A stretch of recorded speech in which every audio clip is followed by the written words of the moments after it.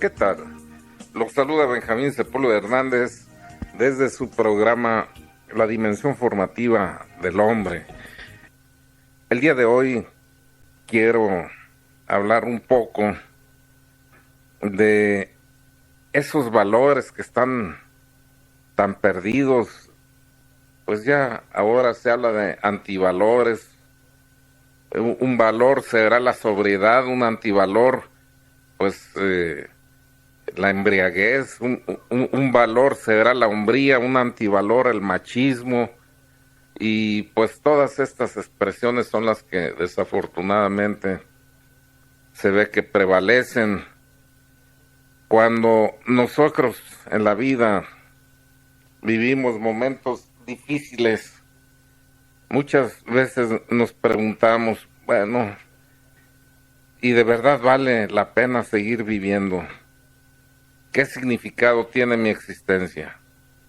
¿Hacia dónde voy? Y finalmente, si valen los valores por los que he luchado durante tanto tiempo hasta este momento, y luego si son auténticos valores, ¿verdad? Porque ya decía, hay antivalores, y por eso es necesario que nosotros establezcamos siempre una jerarquía de ellos en los que se definan cuáles son los más importantes en la vida. Les pongo un ejemplo.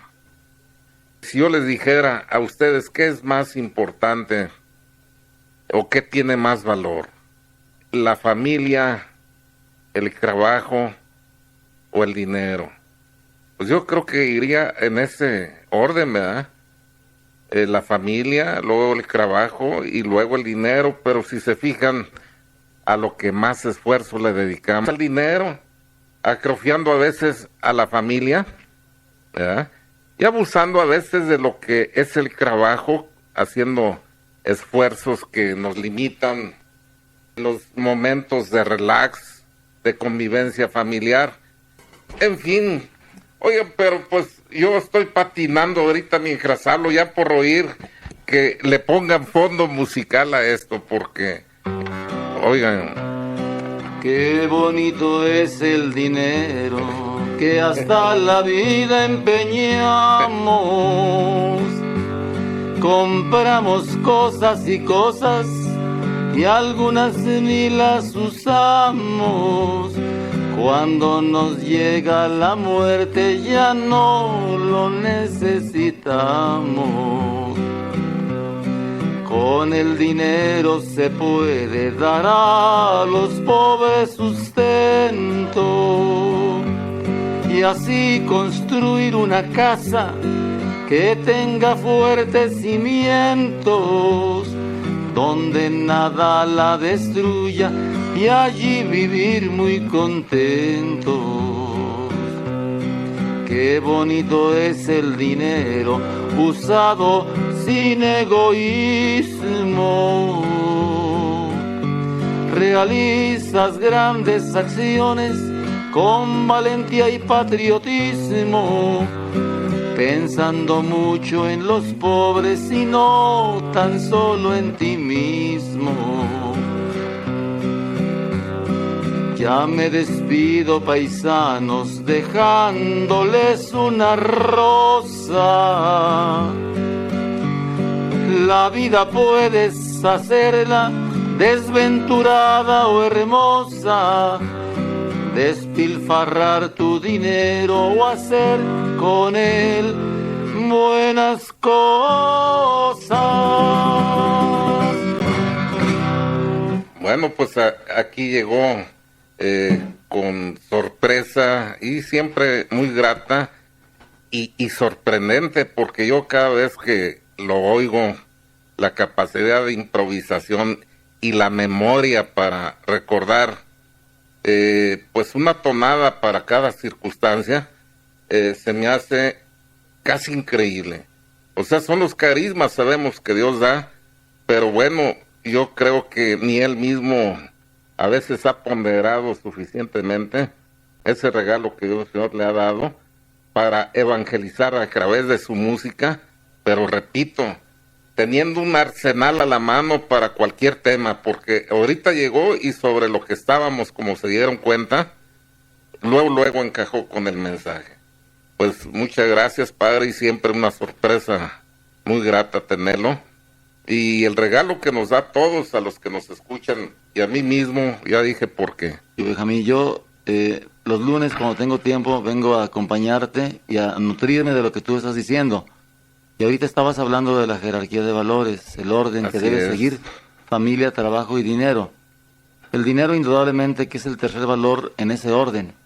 Pero el dinero le puedes sacar, como dice la canción, le puedes dar dos dimensiones distintas. O el despilfarro que te lleva a degradarte, o el utilizarlo para bien de los demás que te lleva a engrandecerte. Dice el libro de la sabiduría, como don es la sabiduría, don es el dinero.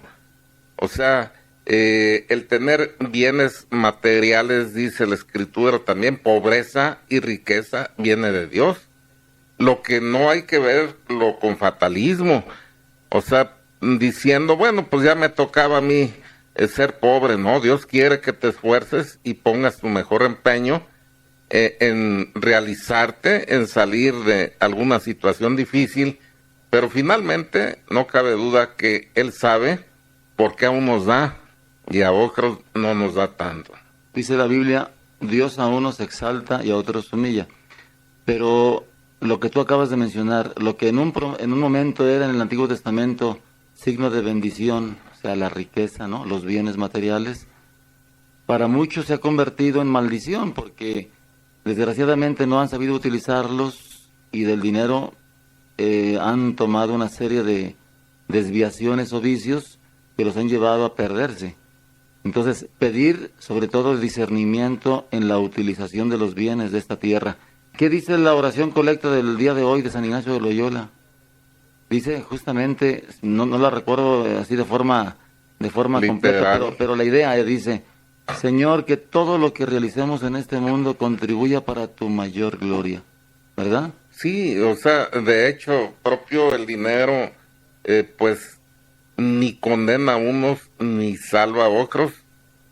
De suyo propio nada mancha al hombre, sino lo que sale del corazón.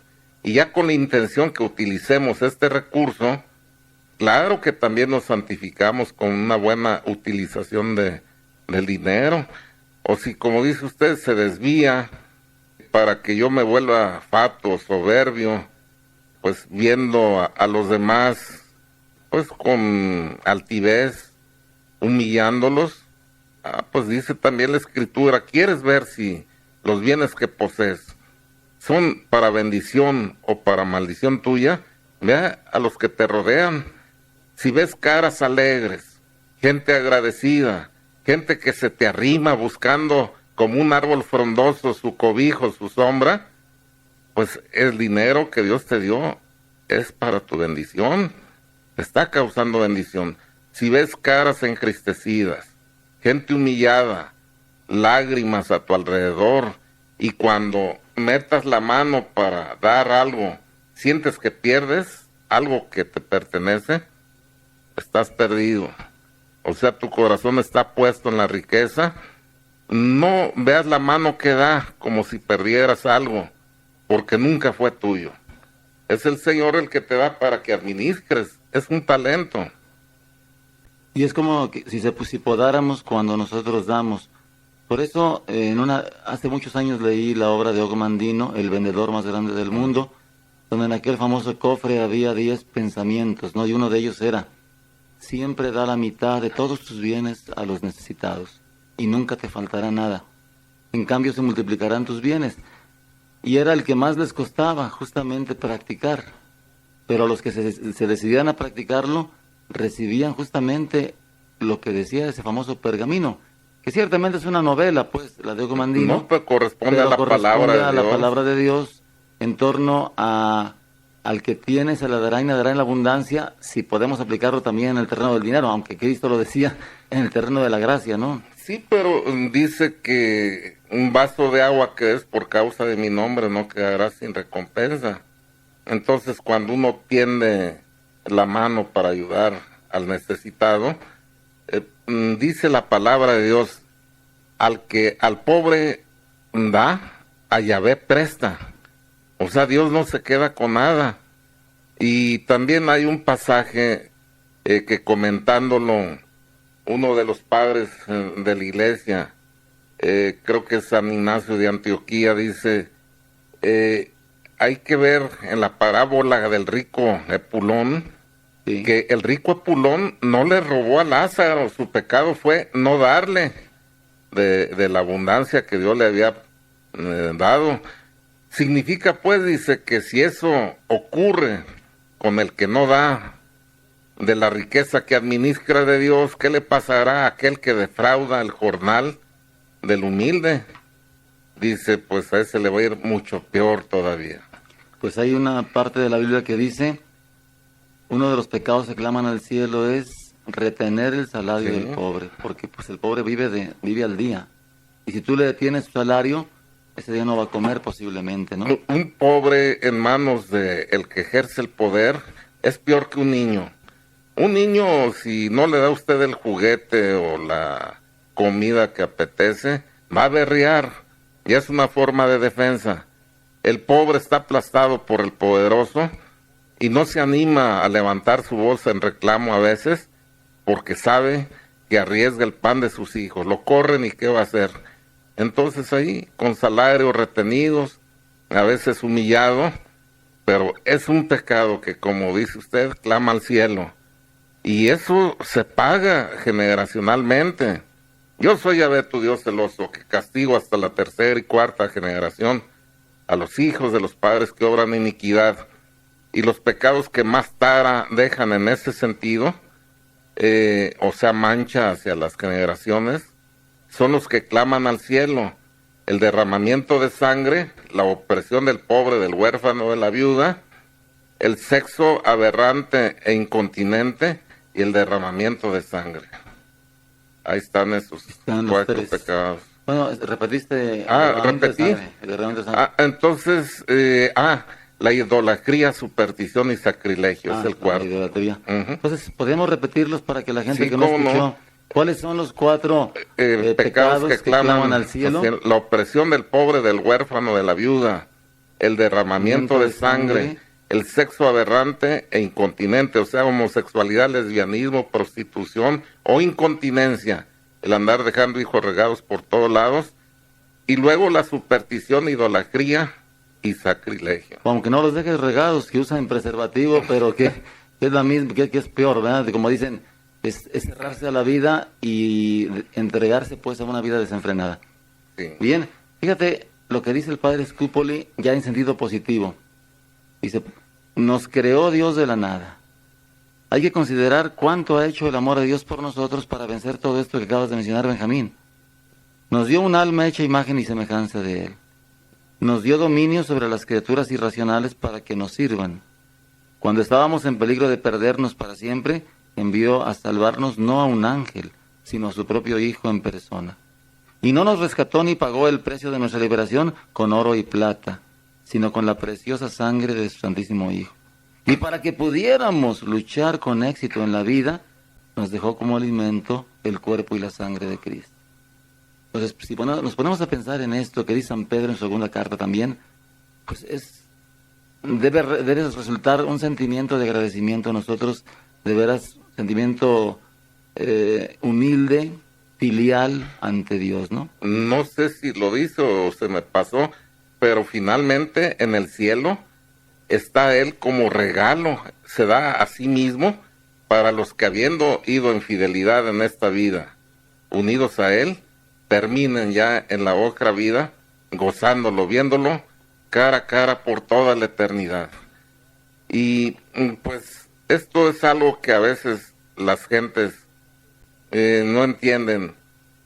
No llevan una vida observante ni cercana a Cristo y piensan luego ir al cielo, que no es otra cosa sino la comunión que ya se establece desde la tierra con aquel que nos creó, ¿verdad?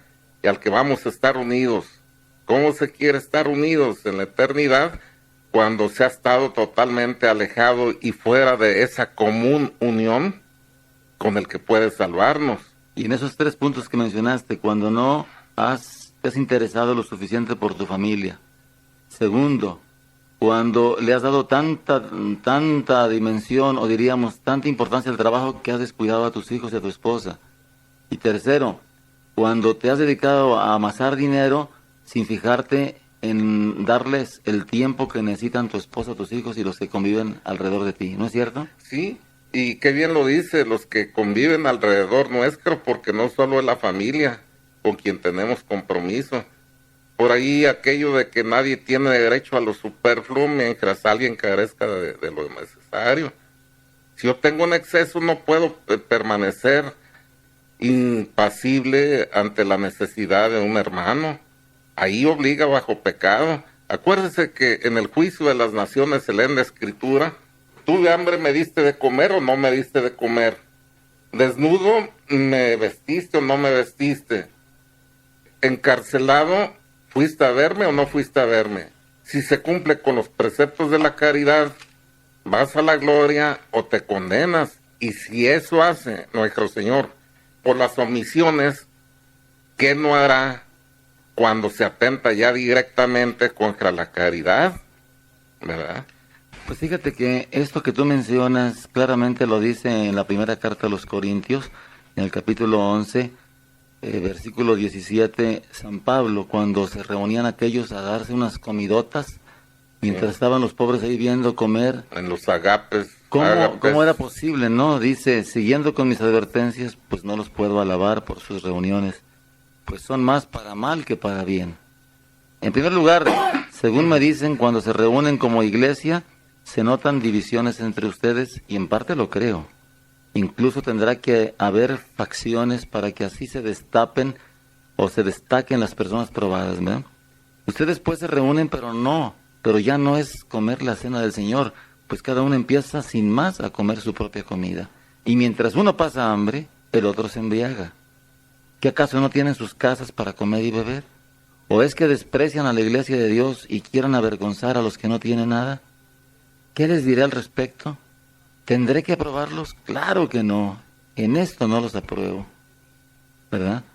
Entonces, se reunían a la cena del Señor y eran unas tragadotas, valga la expresión, unas comidotas por parte de los que sí tenían y unas pasadas de hambre por parte de los que no tenían. Y San Pablo los reprende seriamente, ¿no? Seriamente, y les hace ver, porque luego dice, yo he recibido del Señor lo que a mi vez les he transmitido. El Señor Jesús, la noche en que fue entregado, tomó pan, y después de dar gracias lo partió diciendo, esto es mi cuerpo que es entregado por ustedes, hagan esto en memoria mía. De igual manera, tomando la copa después de haber cenado, dijo, esta copa es la nueva alianza en mi sangre, todas las veces que la beban, háganlo en memoria mía. Fíjense bien pues, cada vez que comen de este pan y beben de esta copa, están proclamando la muerte del Señor hasta que venga. Por tanto, el que come el pan o bebe la copa del Señor de forma indigna, quien lo come o lo bebe indignamente, peca contra el cuerpo y la sangre del Señor. Cada uno pues examina su conciencia y luego entonces sí podrá comer el pan y beber de la copa. Porque el que come y bebe indignamente se traga y se bebe su propia condenación por no reconocer el cuerpo. Bueno, es más claro que el agua, pues, ¿no? Y esto de la caridad en la comunión ya se veía en los sacrificios pacíficos de la antigua alianza. Quien daba una pieza de ganado vacuno, parte de este animal era dado a los sacerdotes, a la casta sacerdotal, a las viudas y huérfanos que estaban asilados en el templo, y luego el resto lo comían la familia del que llevaba la pieza y la comunidad ahí presente. O sea, se hablaba de estar participando del mismo alimento, en alegría, en ese ágape, en esa común unión. Y era una prefigura de lo que iba a ser la Eucaristía, donde nos alimentamos del mismo cuerpo y la misma sangre, aunque seamos muchos, ¿verdad? Y es que, para que se entienda, la sustancia de Cristo lo está lo mismo en una pequeña partícula que en toda la hostia, o en una pequeña gota de sangre, de vino, que en todo el cáliz, como está la sustancia del mar, en una sola gota, que en toda la masa del mar, ¿verdad?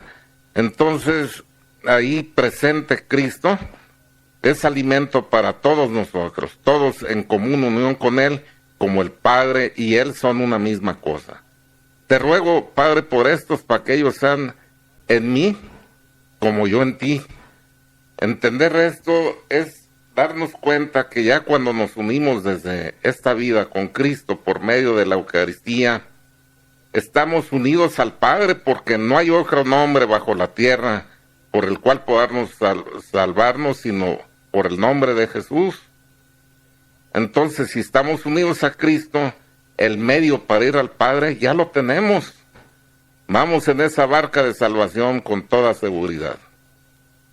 Hay que comulgar entonces continuamente, diariamente. Exactamente, como dice este canto, ¿no? Este canto que nos ilustra un poquito en torno a lo que tú nos decías, ¿no? Comamos todo su cuerpo, bebamos todo su sangre. Es el banquete de amor que nos regala el Señor, que nos envía nuestro Padre. Comamos todo su cuerpo, bebamos todo su sangre. Es el banquete de amor que nos regala el Señor, que nos envía nuestro Padre. Y fíjense en esto: una familia que come este banquete divino puede en su vida mostrar mucha entereza y andar segura por el camino. Comamos todo su cuerpo, bebamos todo su sangre. Es el banquete de amor que nos regala el Señor, que nos envía nuestro Padre. Comamos todo su cuerpo, bebamos todo su sangre. Es el banquete de amor que nos regala el Señor, que nos envía nuestro Padre. Por eso una familia que come, pues se mantiene unida, que come el cuerpo de Cristo y la sangre del Señor, se mantiene unida y puede dar mucho fruto, ¿no? Y puede dar el valor real a las cosas. Sí, dice Santo Tomás de Aquino que lo que hacen los alimentos orgánicos al cuerpo, que lo alimentan, que lo nutren, que lo dan vida, que lo deleitan, lo mismo hace la Eucaristía a nivel espiritual. Nos nutre, nos alimenta, nos da vida y nos deleita. El gozo del Señor cuando estamos en común unión con Él es algo que no se puede igualar con ninguna otra cosa en la vida. Desde luego estos gozos y consuelos y luces que se reciben en la oración después de la comunión no deben buscarse tampoco. Dios los da como incentivo, pero el ir por gozar estas cosas, por más que parezca legítimo, luego terminan a la larga ofendiendo a Dios. Es como cuando una novia se volviera interesada por los regalos que le dé el novio y ya lo buscara más por los regalos que por él mismo. Pues eso ya es un alejamiento al auténtico amor. El día que no haya regalos, pues no hay afecto. Y hay oración árida a veces, y dice la gente: ¿a qué vine? Pues hoy no tenía disposición de orar, y esa es la hermosa, porque ese día quería el Señor que sin darte el nada, tú te entregaras a Él. Hoy me hiciste recordar a aquel hombre que llegó con el sacerdote y le dijo: mire, padre, yo no sé a qué voy a misa. He cumplido los domingos con venir a misa, no he fallado. Pero de las 1000 homilías que he oído, no me acuerdo de ni una. Y entonces le dijo el padre: mira, mi madre, porque todavía vivo con ella, me ha dado cuántas comidas en mi vida, unas 32,000. Por el momento Sí, perdón. Muy buenas tardes. Estamos haciendo en estos momentos un aviso. Acaba de ocurrir en estos momentos un temblor en la zona metropolitana de Guadalajara. Está en estos momentos suscitándose Les pedimos a las personas que por favor tomen calma.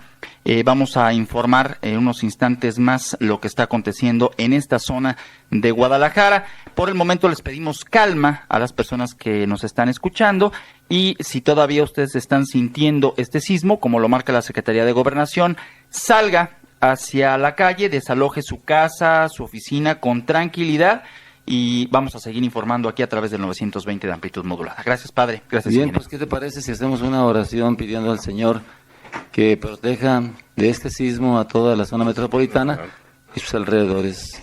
Dios Todopoderoso, que para ti todo es posible, permite que no haya daños, que no sufran las personas a causa de este sismo, y que tú seas quien sea nuestro protector, nuestro guía, y que confiemos cada vez más en ti.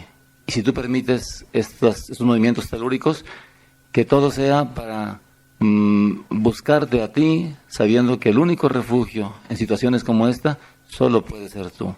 Te lo pedimos por intercesión de María Santísima, del Señor San José y de todos los santos, concretamente hoy de San Ignacio de Loyola, en cuya fiesta estamos pasando este día. Adelante, Benjamín, si quieres también tú pedir algo. Sí, pues Padre Santo, Padre bueno, Padre nuestro Señor Jesucristo, hacemos eco de esta oración y esta súplica que te hace tu ministro, para que nos seas propicio en estos momentos de prueba, y aún en el caso de que hubiera por ahí alguien lastimado, el que podamos entender que todo lo que tú permites o envías es para nuestro bien, aunque no lo entendamos de esa manera. Por eso te pedimos que nos abras la iluminación de nuestro entendimiento y nos lleves siempre por los caminos que marque tu voluntad, para que nosotros nos santifiquemos aceptándola y acatándola. Y todo esto te lo pedimos pues por los merecimientos de tu Hijo Jesucristo, que contigo vive y reina en unidad del Espíritu Santo, y es Dios por los siglos de los siglos. Amén. Bueno, y por todos los que de alguna manera ahorita están padeciendo el temblor, no solamente aquí, porque hay en diferentes partes del mundo, o también por los que están sufriendo la guerra en Beirut, allá en el Medio Oriente, los del Líbano, para que también a los, como dijo el Papa en la mañana en Radio Vaticano, que mueva los corazones de los dirigentes políticos a que cesen con esta lucha inútil, ¿no? Y ya son signos, no cabe duda, ¿verdad? Ha hablado la Virgen Santísima como misionera, pidiendo oración, la unión a su Hijo Jesús. La naturaleza está hablando a través de estos signos, y la actitud del hombre, pues ahí están las guerras, ¿verdad? El derramamiento de sangre y confrontaciones que estamos viendo en todos los rincones, y que no somos la excepción por lo que se ve. Exacto. Pues fíjate, Benjamín, que en situaciones difíciles, de un sismo, de un tsunami, de una guerra, situaciones pues muy complicadas que se nos van presentando en la vida, nos llega a invadir el pensamiento de escapar, de buscar una salida huyendo de nuestro problema. Por ejemplo, la madre que se encuentra muy agobiada por tantas preocupaciones. Yo venía ahorita para acá, a Radio María, y estaba una señora profundamente agotada, así recargada en un árbol, sentada en un bote, y sus dos niñas pidiendo, ¿no? Se veía que estaba agotadísima. En fin, la madre de familia pues agobiada huye o quiere huir, ¿verdad? Marcharse lejos. El papá quisiera echarlo todo por la borda. El hijo joven se imagina que con escaparse de su casa se van a arreglar los problemas. Pero, ¿qué pasa con esto, Benjamín? Pues no es huir la solución, es enfrentar, ¿verdad?, con fe los problemas que se nos presenten cotidianos, sabiendo que nadie es probado más allá de sus fuerzas. O sea, cuando futurizamos, al paso que voy de aquí a una semana o un año, quién sabe qué irá a pasar. No hay que futurizar. Quién sabe si existe el mañana para nosotros, para empezar. Pero además, en el supuesto que sí tengamos ese tiempo vital, cuando ocurran las desgracias, los desastres, al lado de nosotros va a estar la gracia necesaria para salir airosos de esto. Por eso cuando vemos el sufrimiento de alguien, a veces nos parece increíble que gente limitada, frágil, sea capaz de soportar tantas cosas, y es que el que está sufriendo tiene la asistencia de Dios, mientras que el espectador, como no la necesita en ese momento, pues ve como algo horrible, como algo gigantesco el sufrimiento que padece la otra persona. Pero siempre vamos a tener la asistencia de Dios en el momento de la prueba. Fíjate que mencionabas eso del futurismo, ¿no? Sí. De que mucha gente Futurizar, ¿verdad? futuriza demasiado. ¿Y qué dice la palabra en torno a esto? Fíjate bien lo que dice Santiago en su carta, capítulo 4, verso 13. Ahora les toca el turno a los que dicen: hoy o mañana iremos a tal ciudad y pasaremos allí el año. Haremos buenos negocios y obtendremos ganancias. Pero ustedes no saben lo que será el mañana. ¿Estarán acaso con vida todavía? Pues no son más que humo que se ve por unos instantes y luego se disipa. ¿Por qué no dicen mejor? ¿O por qué no dicen más bien: si Dios nos da vida, haremos esto o haremos aquello otro? Pero no, están tan seguros de sí mismos, y esa manera de jactarse es mala. El que sabe pues lo que es correcto y no lo hace, está en pecado. Palabra de Dios. Te alabamos, Señor. Contundente esta palabra, como aquella otra que dice de aquel que, habiendo tenido una gran cosecha, hizo crecer sus graneros para almacenar la abundancia. Y dice: ahora sí, a pasarla bien, a comer, Date a la buena reír, vida. darse buena vida. Y dice: insensato, hoy mismo se te van a pedir cuentas, ¿y de quién va a ser todo eso que almacenaste? Pues hay que vivir para la gloria de Dios, que todo sea, si te da vida y te da abundancia y te da salud, gloria a Dios. Si te da enfermedad, es una gran riqueza. La semana pasada estuvimos hablando del sufrimiento y cómo se desperdicia riqueza cuando se niega uno a sufrir en el nombre de Dios. Fíjate que, a propósito de la palabra, hay un autor, el del Salmo 55, que pasó por esa desconcertante experiencia, ¿no? Hablas de sufrimiento, hablas de ganas de huir de los problemas, y él dice: me han cargado de aflicciones, me atacan rabiosamente como perros, el corazón me asalta en el pecho, el terror de la muerte ha caído sobre mí, me ha entrado un temor espantoso, un pavor mortal, estoy temblando de miedo. Esto lo dice en los versículos 3 y 4 del Salmo 55. Y es que no era para menos, Benjamín, porque la situación por la que estaba atravesando el salmista era sumamente desesperada. Pensó en escapar, como muchos. Por eso sus versos recogen su situación psicológica por la que atravesaba en ese momento. Y dice: ojalá tuviera yo alas como la de la paloma, volaría entonces y podría descansar. Podría posar lejos, volando me iría muy lejos, me quedaría a vivir en el desierto. Se le ocurrió al salmista que con irse muy lejos, con huir al desierto, todo su problema quedaría solucionado. Pero pues no, ¿verdad? Bueno, resistirse al dolor es una reacción humana. Cristo mismo, ahí en Getsemaní, estaba resistiéndose. Decía: si es posible, aparta de mí este cáliz, este sufrimiento. Y no era para menos. Muchos maestros de espiritualidad dicen que ciertamente le horrorizaba esa muerte cruenta con la que iba a glorificar al Padre, pagando la deuda de la humanidad. Pero lo que lo hacía pedazos, y ese era un sufrimiento moral espantoso, era ver que a pesar de semejante sacrificio, muchos de sus hijos iban a condenar. Ya pagado la deuda de su pecado, ellos iban a optar por condenarse, porque no es Dios el que condena, sino el hombre el que elige su camino. Y eso lo hacía sudar gotas de sangre, dice la Escritura. Bueno, pues la cruz física grande que llevó hasta la cima del Gólgota no le hizo a él exclamar lo que hizo la cruz pequeña que llevaba en el corazón, en los sufrimientos morales de sentir el dolor de esa pérdida de los hijos, a pesar del rescate que él estaba pagando.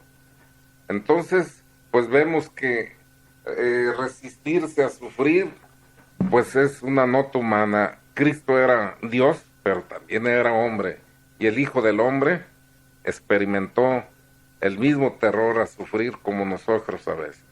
Y cuando huimos o queremos huir de la cruz, escuchen este canto, les puede suceder lo que pasa en este canto.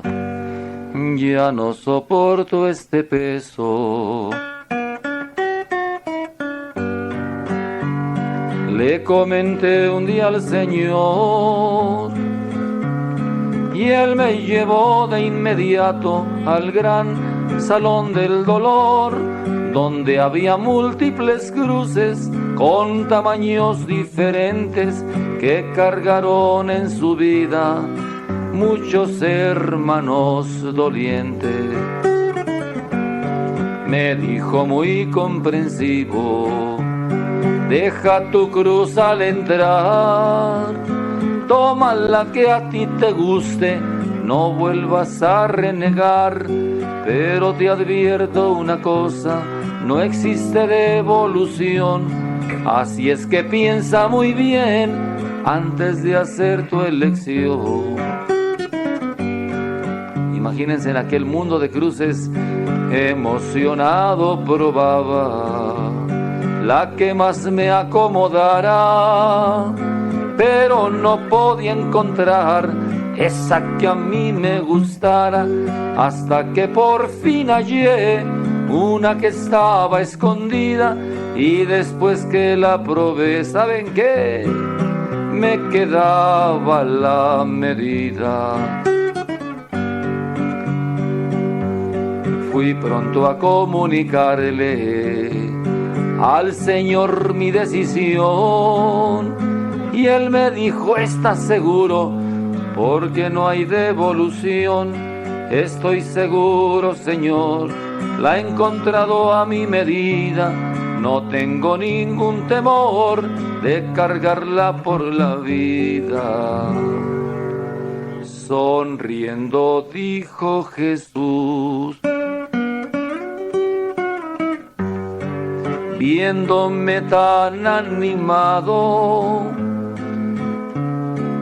esa cruz que tú elegiste y la sientes de tu agrado, yo la cambié de lugar al verte muy ocupado, y así pudiste encontrar la misma que habías dejado. Es una buena lección para los que renegando piden cambiar esa cruz que sin amor van cargando, porque Dios en su bondad no permite que llevemos en la vida cruz mayor, de la que tú y yo podemos. Dios no permite que seamos tentados más allá del evangelio en pleno, ¿verdad? Sí. Nadie es probado más allá de sus fuerzas, dijimos. Pues es sobre el sufrimiento, cuántas y cuántas cosas se pueden hablar. Ahí está un ejemplo hermosísimo con el obispo Van Tuan. Sí. ¿Se acuerda cómo estuvo encarcelado? Y las cartas que escribió para su feligresía estando en prisión se comparan con las de San Pablo también cuando estuvo preso, ¿verdad? Las leía su feligresía con una unción y un respeto, y a base del sufrimiento y la aceptación a ese dolor que Dios le había permitido y esa afrenta a su dignidad de obispo, hubo conversiones grandes en su comunidad pastoral. Entonces hay que entender que lo que Dios permite como una cruz de sufrimiento es una bendición para nosotros y los que nos rodean. Es cierto. Acuérdate cuando Pablo por primera vez estuvo prisionero, a propósito de que hiciste alusión a él, ¿no? Sí. Tuvo la idea de escaparse de sus sufrimientos a través de la muerte. En su carta a los Filipenses escribió: deseo partir y estar con Cristo. Esto en Filipenses 1:23. pero le faltaba mucho tramo o mucho trecho por recorrer. Esa no era todavía la solución de Dios para él, ¿verdad? Como que quería huirle de la cruz, ¿no? Jesús, ya hiciste alusión en el huerto de Getsemaní. El profeta Jeremías también encontró ante las persecuciones la solución en marcharse hacia el desierto. Ahí están las lamentaciones de Jeremías siempre. Sí, ¿verdad? Con queja y alabanza al mismo tiempo, ¿verdad? Pero pues era casi el varón de dolores, ¿verdad? Sí. Expresándose ahí. Uh-huh. Hay momentos, pues, en que el radioescucha que nos está sintonizando, o tú, Benjamín, o yo mismo, nos encontramos tan confundidos o tan confusos en nuestra vida, en que no encontramos ningún otro camino y por eso pensamos en escapar o en dejar la cruz, aunque no sepamos hacia dónde, pero la cosa es escapar, ¿verdad? Es pues la gran tentación del escapismo, como dice el padre Hugo Estrada en su obra Meditaciones para los días de sufrimiento, ¿no? Y esto es muy común en nuestra existencia, el querer huir, querer escapar. Muchos han intentado la salida del escapismo, pero resulta que pues no les ha llegado la paz que ansiaban, porque la paz no está localizada en un lugar geográfico, sino en el mismo corazón del individuo. Por eso dice Jesús, vengan a mí todos los que están agobiados y cansados, y yo los haré descansar. Ahí está. Esa es una fuga legítima. Dejen aquí sus cargas, ¿verdad? Mi yugo suave, mi carga ligera. Cuando nos apoyamos en nuestro Señor, por ahí hay pues alguna parábola que la gente ha sacado, pues con muy buena aplicación, de aquel que no veía las huellas de Cristo y se quejaba porque había sido abandonado. Y él le dice, no, pues cuando no las ves es porque yo te llevo cargando, ¿verdad? Y eso es lo que sucede cuando nos abandonamos en brazos del Señor. Vamos a poner van a estar escuchando a lo largo del día y de la semana esta información que nos llega de Roma pidiendo expresamente los obispos mexicanos para que el pueblo de México se ponga en oración y nos conceda a Dios la estabilidad social que tanto requiere para seguir viviendo en paz. Como que no hemos valorado suficiente, Benjamín, lo que es la paz. Ahora que estamos viendo la guerra en el Medio Oriente y vimos testimonios, pues ya nos está llegando, como que nos estamos poniendo el saco, ¿no? Y de alguna manera... Me gustó algún comentario que hacía el señor cardenal. Dice, bueno, sí, es de preocupar, pero la verdad es de que con lo que están haciendo algunas gentes, como que en lugar de dividirnos, nos van a unir más. ¿Sí? Al ver que, pues, teníamos razón algunos en decir lo que se decía, ¿verdad? Sí, pues estamos terminando el programa, pero vamos a escuchar este interesante mensaje. Escuchemos con mucha atención.